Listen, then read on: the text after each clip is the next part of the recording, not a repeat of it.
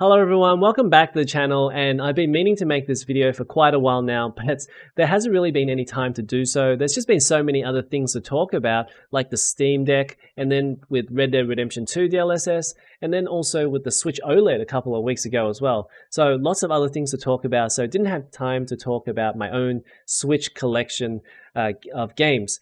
But now that I've done a few Steam Deck videos, I figured, okay, well, I'm going to break some of that content up and give you guys something else to watch for one video. And this is all the stuff that I collected back in June for the Switch. And back in June, Nintendo had their E3. So when they didn't announce their Switch Pro, I decided, okay, I'm going to go get a Switch Lite. And now, ironically, they decided to release a Switch OLED model. So, but that's okay because that was $350 and this is $200, and I'm a single player portable handheld gamer only. Like, I only play in handheld mode. So this is perfectly fine for me and I'm really happy with it so far. Now, in the family, we also had a regular Switch that the kids have been playing and really enjoying, but they only play a few games. So they only play Mario Kart 8, Smash Brothers, and Mario Party. So, which is good because then I don't have to shell out for a lot of games. But now that we have two Switches, we can get other games where we can play local play wireless. And so I picked up Animal Crossing, or 2 copies of Animal Crossing, and they've been really digging into this. They can have their own console with their own screen, and then they can jump into other people's islands, and they're really having a good time with that.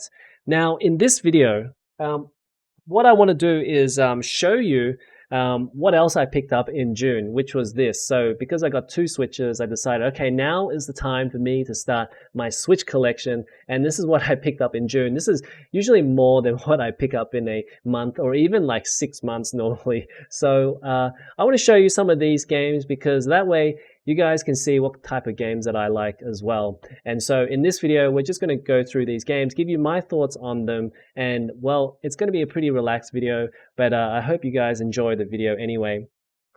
Okay, so if you like this video, make sure to hit the like button and subscribe to the channel for more videos like this. And we also have a Discord server, so come along and join us there. And I'll leave a link in the description below. Okay, let's start by talking about the Nintendo Switch Lite, and I already made a video on this about a month ago when I actually got this Nintendo Switch Lite. So you can go back and check that video out. It was a video about the top 5 reasons why you might want to get a Switch Lite. And the majority of the reason, of course, is that this thing is $200. So I think this is a great entry point for Switch games if you want to get into the Switch library. Now, a lot of people say you might get Joy-Con drift with this thing, and that means your whole console is dead. Well, I would say that even if you got the regular Switch anyway, if you got Joy-Con drift there, you'd have to buy another set of Joy-Cons, and that would set you back another $60, which would put you at around $360. So I think that almost is another Switch Lite on top of that anyway. So yeah, I don't think it matters too much which console you get. So if you really want to get the Switch Lite, I think it's fine to get the Switch Lite. Now, in terms of the portable itself, I just want to say a couple of things because I want to get into the games, but this is a smaller size handheld. So with the Switch Lite, screen size is actually 0.5 inches smaller, and you really feel it. So it's kind of like iPhone and then the iPhone Plus. And you're going to feel it in terms of the text size, the UI, the way it's designed. And so many games will feel like it's a smaller, portable experience. So just know that going in, that when you get this, it's going to have a different feel to the regular Switch. So if you don't mind, and you don't mind the screen being a little bit smaller, then yeah, you can go get the Switch Lite. All right, let's get into the games here. And the first game I wanted to talk about is Animal Crossing. And these are all in alphabetical order.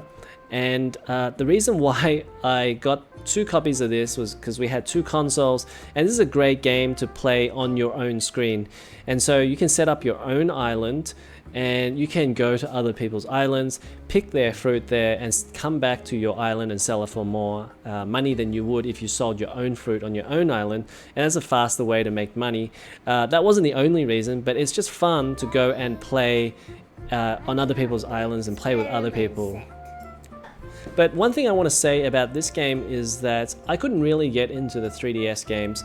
I felt like there just wasn't enough things to do, so the first few days where I started playing it, I would run out of things to do quickly. So after, you know, the villagers give you stuff for like the first 20 minutes or 30 minutes, there really wasn't anything to do after that.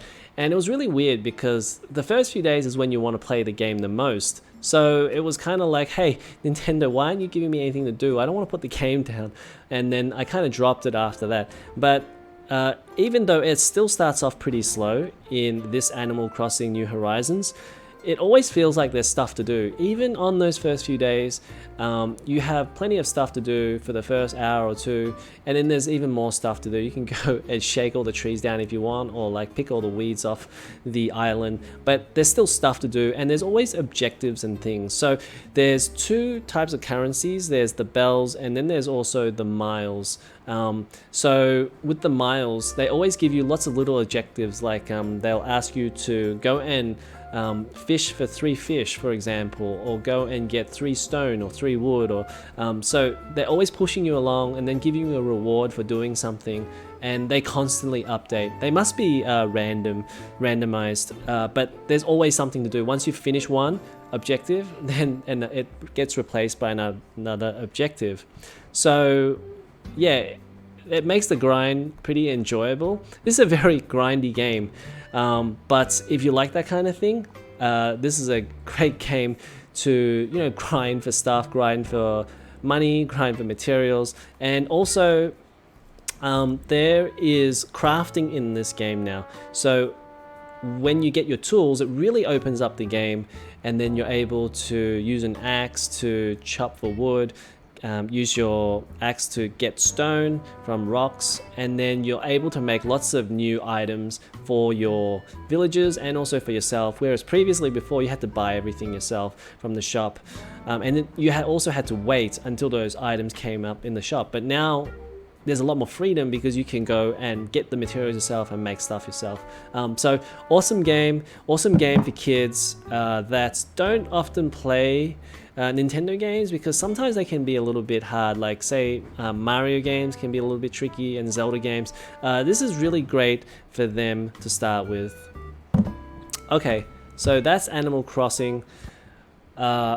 This is one of the greatest games that has come out in the last, I don't know, 10 years, the last couple of generations, but this is Dark Souls Remastered. Now, I hadn't finished it on the PC, which was why I got on the Nintendo Switch. I figured, okay, I'll try it out on a new platform and try and finish it that way. But after playing it for about an hour, I'm not sure, I might go back to the PC version. And that's the thing with portables, right? And even when we talk about stuff like Steam Deck, you have to realize that the game feels different on a smaller screen.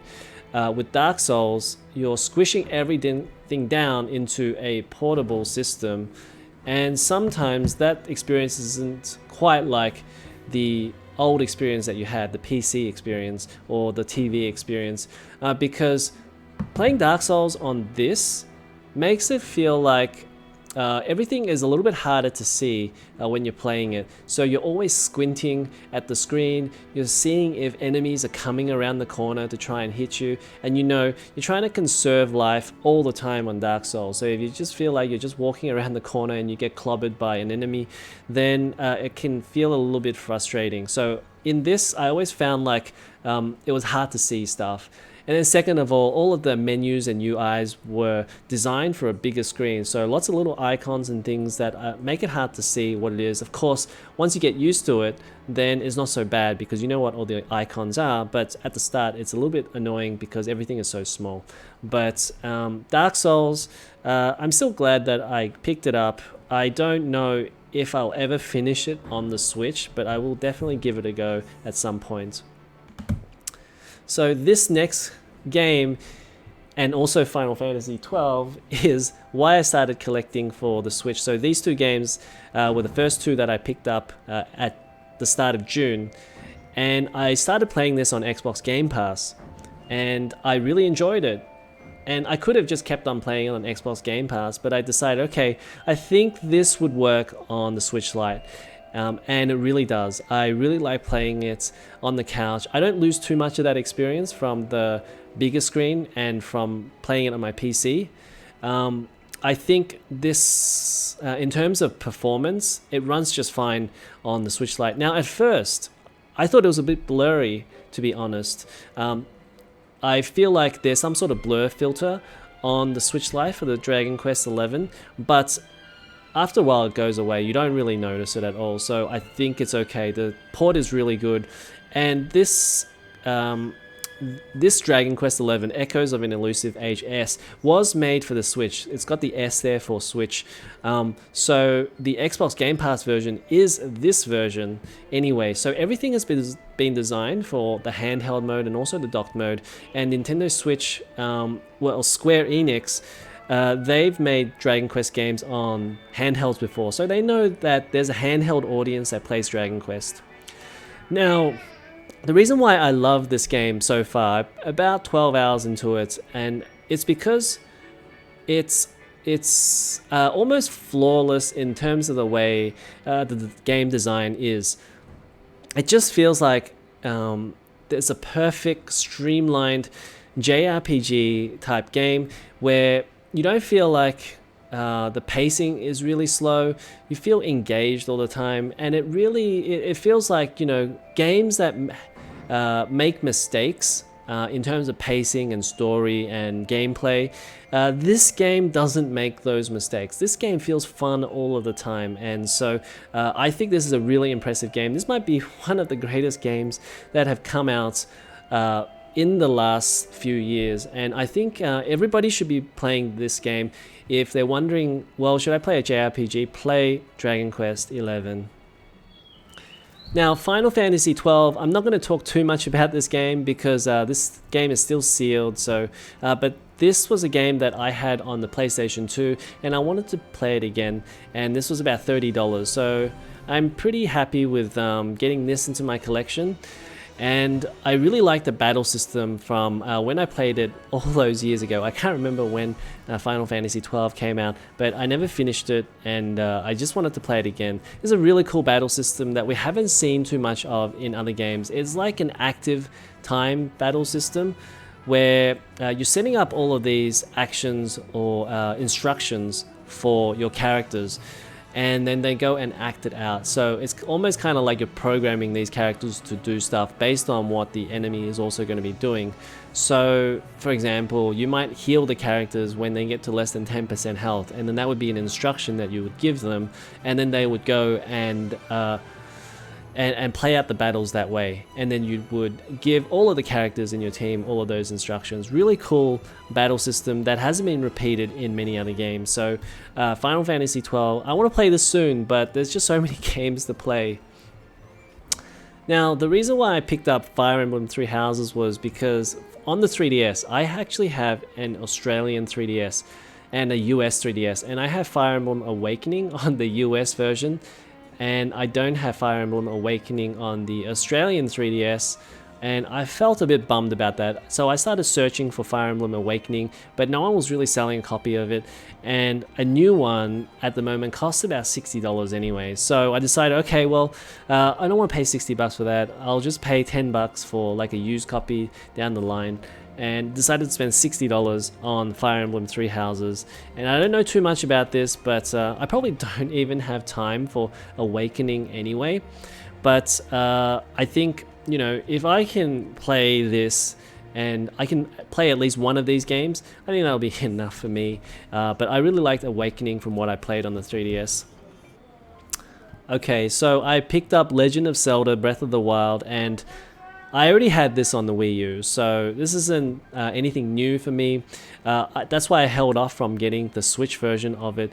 Now, on the Wii U, I wasn't exactly the biggest fan of this. It was fine, but I had an issue with the degradable weapon system like everybody else had. and also the frame rate wasn't that great. So yeah, I played about 10 hours of it, and I thought it was fine. The one big thing that I didn't like about it was the actual Wii U controller. So nothing really to do with the game, but the Wii U controller was just really old and archaic, and didn't really like playing games on the Wii U. So I figured I'd probably play it on the Switch sometime. So we'll give this a go, probably after Dragon Quest XI and Final Fantasy XII. Okay, so Layton's Mystery Journey. Now, I actually have the original Professor Layton and the Curious Village on DS. So that was a while back ago, and I never finished that. Yes, another game that I didn't finish, but I felt like picking a Layton game up, and this is the only Layton game for Nintendo Switch. I think this is a good game for kids. You know, maybe they're starting to think about other games that they might want to play. And so I decided to pick this up because I think this is just something different to all of these other games that I picked up. Not going to talk too much about Mario Kart 8 because everybody knows about Mario Kart 8, and Mario Kart 8, they really should be making Mario Kart 9. They would sell so many copies of that right now. I don't know why they want to insist on selling one version of Mario Kart on every system, but I think they should sell Mario Kart 9 or make Mario Kart 9, because this is technically a Wii U game. So come on, Nintendo, you need to make Mario Kart 9. And I picked up 2 copies of this. The other box is in Australia at the moment, but yeah, I want to... I haven't actually played this in local play, wireless play, but I think this will work great. And that's the reason why I picked this up. Say for example Smash Brothers, I can just play docked mode 2-player, and I think that would be fine. But Mario Kart 8, you get your own screen, so I think that'd be really cool to play in local play wireless.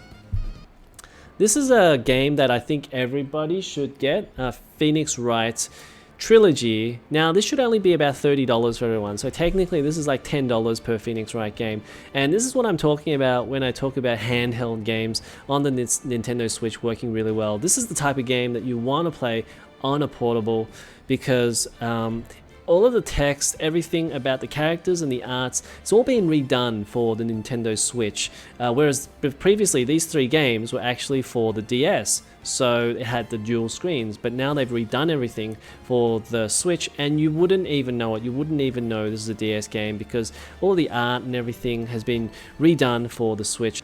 This is a game that's 80% visual novel, so if you don't like visual novels, then you're probably not going to like this. There's just a lot of talking, a lot of text in this game.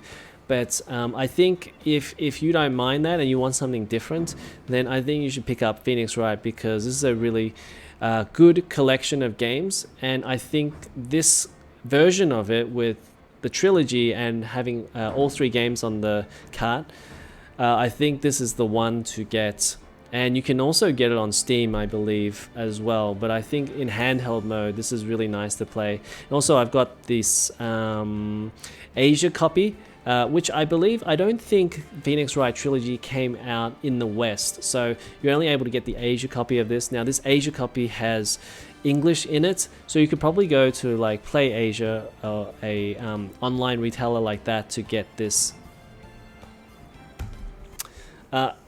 Now this is a game that I didn't actually buy in June. I bought this some time ago, so I won't talk too much about it, but Project Highrise is really interesting, because at one stage I wanted to pick up a lot of PC games for the Switch. I figured, oh, you know, I'll be able to get those portable, but it'll just be like a port of that game, and Project Highrise was one of those games.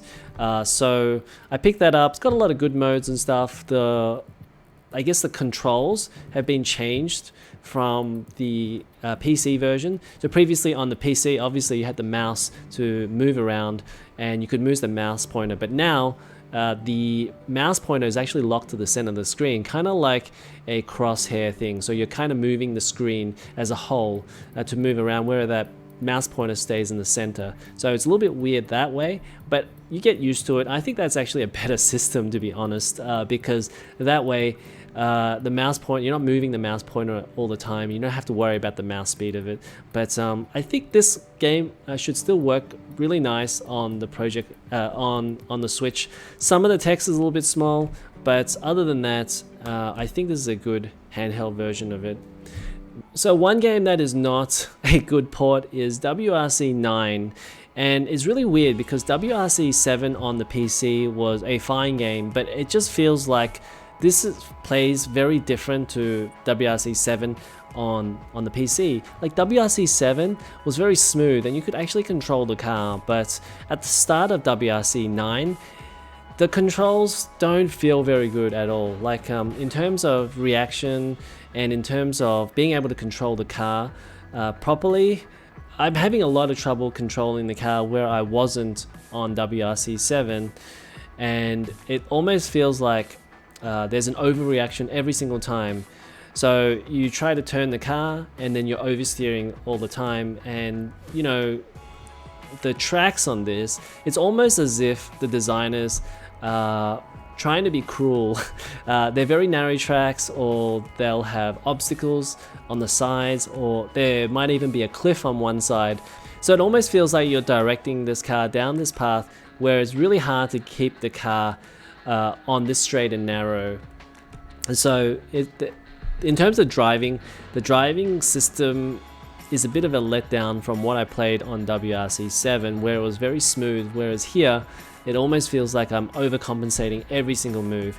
But aside from that, the rest of the game is not actually even that good anyway. Like especially the driving is actually the best part of the game.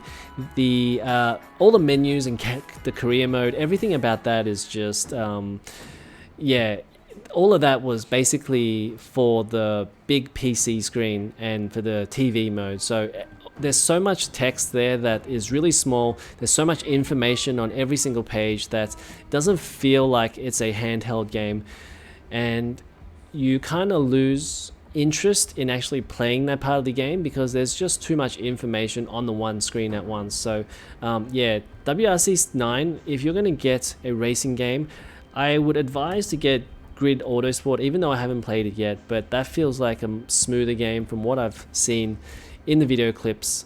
Now the last two games I want to talk about is Xenoblade Chronicles and Xenoblade Chronicles 2. Now I had X on Wii U, which I never played, so I hope Nintendo brings out X on Switch, because that way I can just get rid of my Wii U. But I still have my Wii U just because I may play X someday. But I picked both of these up because Xenoblade Chronicles 2, I heard that it was going out of print soon. So I decided to pick 2 up, and obviously if I got 2, then I had to get 1 as well. I'm pretty happy with getting both of them. I think they're the type of games that you want to pick up for the physical collection anyways. I don't really have too much to say about this because I haven't played any of them, but I heard these were really long, and yeah, it's going to cost me a lot of hours. Okay, that's going to be it for this one. I hope you enjoyed the look at some of the Nintendo games that I picked up in June. And it's not something that I often do, pick up so many games, but these are all of the games that I wanted in my collection. And it's not something that I will just go into every single month and pick up more and more titles. This is going to last me, in terms of game playing time, at least 2 or 3 years. So there's a couple more titles that I want to pick up. But aside from that, I wanted to get these titles and make sure I got them before they ran out of print. Okay, so I hope you enjoyed that look at my Nintendo games. If you did, please click the like button and subscribe to the channel for more videos like this, and I'll see you in the next one.